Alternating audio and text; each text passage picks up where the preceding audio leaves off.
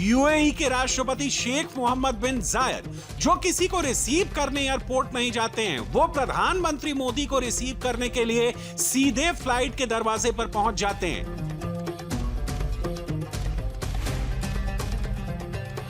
ये बदलाव सिर्फ मोदी की वजह से है।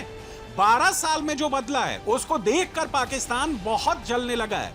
भारत के वजीर आजम नरेंद्र मोदी कुछ घंटों के दौरे पर यूनाइटेड अरब एमिरेट्स आज गए और वहां उनका बहुत गर्मजोशी के साथ इस्तकबाल किया गया। मोहम्मद बिन जायद जो यूएई के सदर हैं, वो खुद एयरपोर्ट पे गए उनका इस्तकबाल करने के लिए, जो बहुत अनयूजुअल है। और साथ ये भी आप देखें अगर कि पहली दफ़ा मैंने उन्हें पूरे शूज़ पहने देखा है, वरना वो चप्पल ही पहने होते हैं। तो इतना फॉर्मल तरीके से उन्होंने भारत के वज़ीर आज़म का इस्तकबाल किया। और इंडिया के वज़ीर आज़म नरेंद्र मोदी वो वर्ल्ड लीडर थे जो ईरान पर हमले से एक दिन पहले इसराइल में मौजूद थे और अब यूएई में मौजूद हैं और वहाँ पे मुआहदे किए हैं, जिसमें डिफेंस और सिक्योरिटी का मुआहदा भी है, जदीद टेक्नोलॉजी का, तवानाई का और सरमायाकारी के मजीद मुआहदे भी हैं।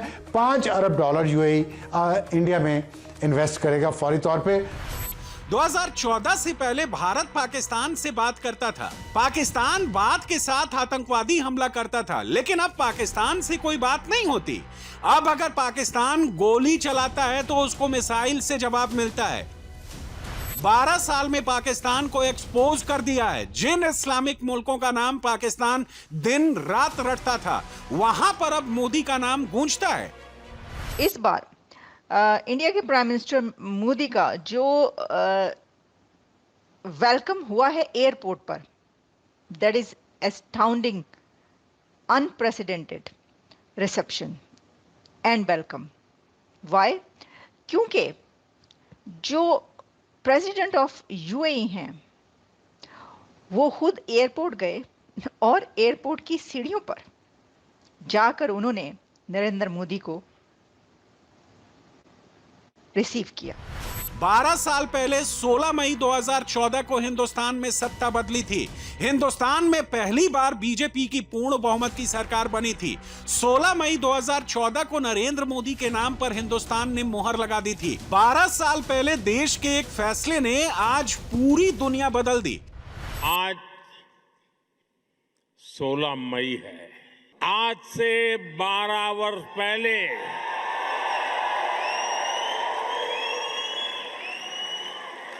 2014 में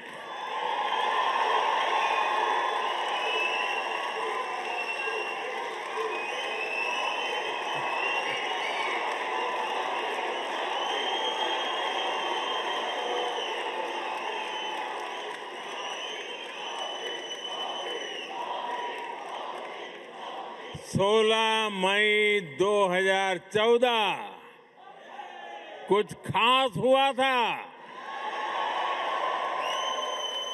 2014 में आज के ही दिन लोकसभा चुनाव के नतीजे आए थे। दशकों बाद भारत में स्थिर और पूर्ण बहुमत वाली सरकार का बनना पक्का हुआ था।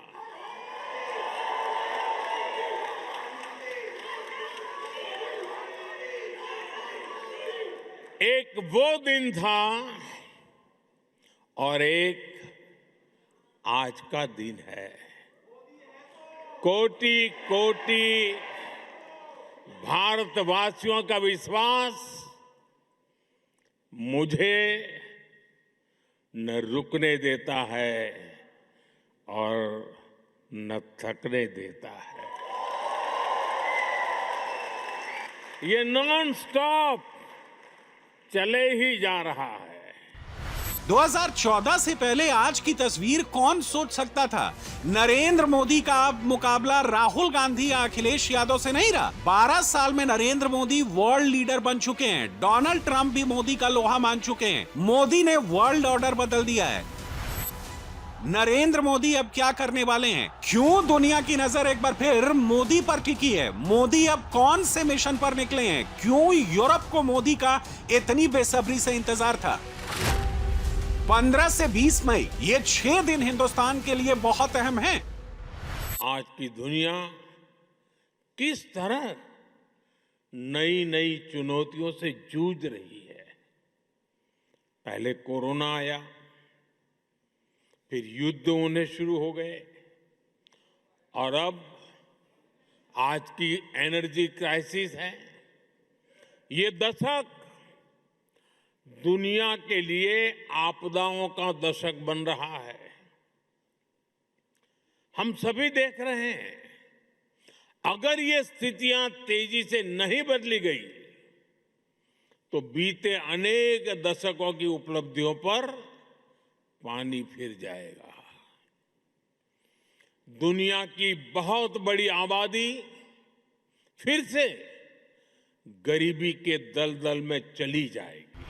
प्रधानमंत्री मोदी एक ऐसे मिशन पर निकले हैं जो हिंदुस्तान के भविष्य में बहुत बड़ी भूमिका निभाएगा। एनर्जी आपातकाल में मोदी ने जिन देशों को चुना है वो बहुत अहम है।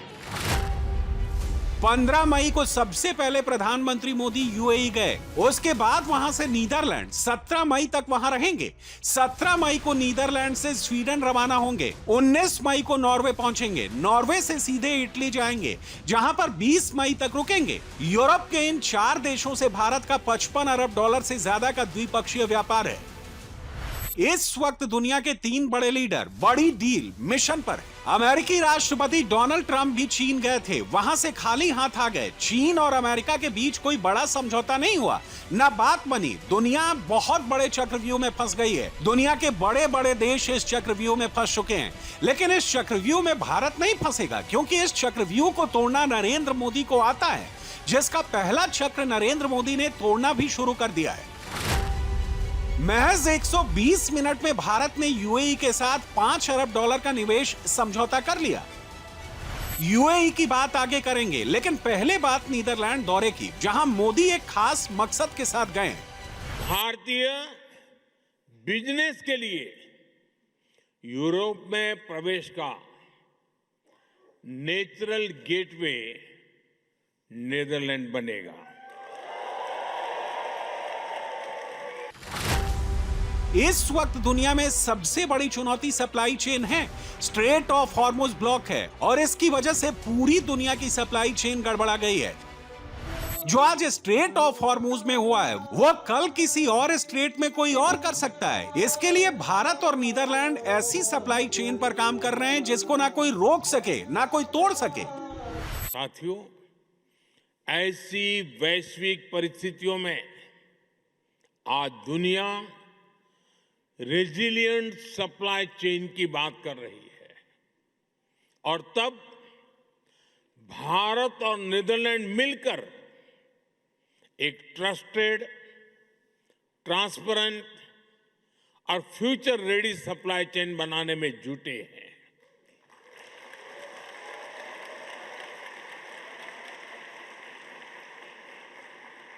एनर्जी सिक्योरिटी से लेकर वाटर सिक्योरिटी तक नीदरलैंड्स और भारत मिलकर काम कर रहे हैं। ग्रीन हाइड्रोजन को लेकर हमारा कोऑपरेशन बहुत महत्वपूर्ण है, और भारत और यूरोपियन यूनियन के बीच जो ऐतिहासिक ट्रेड एग्रीमेंट हुआ है, इससे भारत और नीदरलैंड की साझेदारी और मजबूत होगी।